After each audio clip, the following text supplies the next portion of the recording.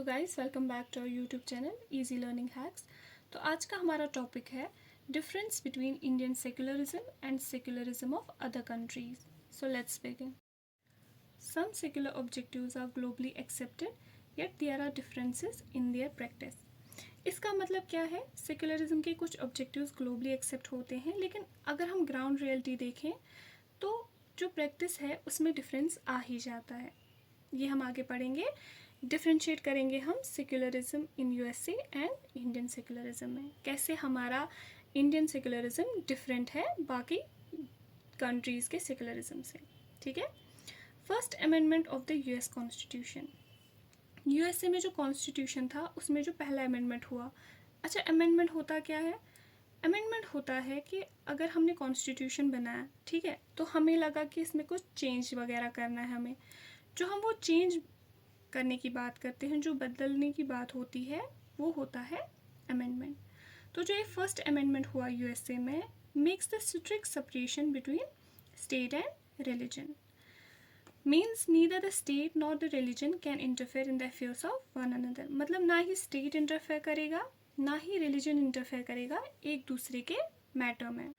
दोनों ही अलग अलग रहेंगे और यहाँ पे स्ट्रिक्ट सेपरेशन दिया गया है। ठीक है।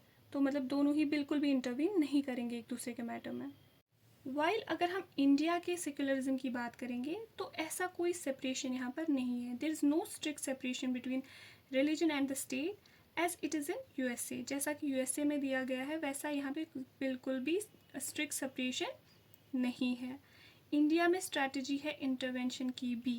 गवर्नमेंट इंटरवीन भी करती है रिलीजियस मैटर्स में। कैसे करती है? State can intervene in religious matters. Example, banning untouchability, triple talaq. This interference is always based on ideal grounds. इसका क्या मतलब होता है?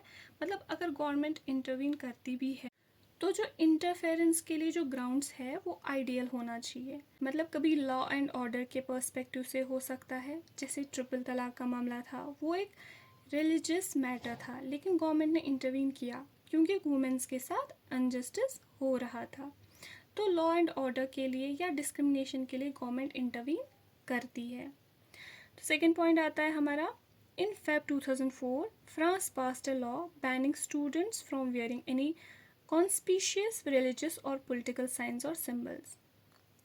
तो फ्रेंच गवर्नमेंट ने 2004 में एक लॉ पास किया था स्कूल में कि जितने भी स्टूडेंट्स हैं वो लोग किसी भी तरह का रिलीजियस सिंबल साइन अपने ऊपर कैरी नहीं कर सकते हैं। जैसे मुस्लिम्स में होता है हेड स्कार्फ, वो नहीं पहन सकते। क्रिश्चियंस वगैरह जैसे वो क्रॉस लगाते थे, तो ऐसा कोई भी कुछ नहीं पहन सकता था। तो यहाँ लोगों को अपने रिलीजियस प्रैक्टिस करने की आज़ादी नहीं मिल रही थी। ठीक है, क्योंकि यहाँ की गवर्नमेंट इंटरफेयर कर रही है उनके रिलीजियस प्रैक्टिस में। अब हम देखेंगे इंडियन सेक्युलरिज्म में। At the same time the strategy of non interference is also followed, not like France.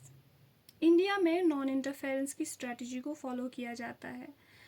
इसको आप फ्रांस की स्टोरी से रिलेट करें, जहाँ गवर्नमेंट ज़बरदस्ती घुस रही है उनके रिलीजियस मैटर्स में, पर इंडिया में आज़ादी है। यहाँ बच्चे स्कूल में हेड स्कार्फ वगैरह भी पहन सकते हैं, टर्बन वगैरह भी लगाते हैं। तो मतलब हमारा जो इंडियन सेक्युलरिज्म है वो बहुत डिफरेंट है दूसरे कंट्रीज़ के सेक्युलर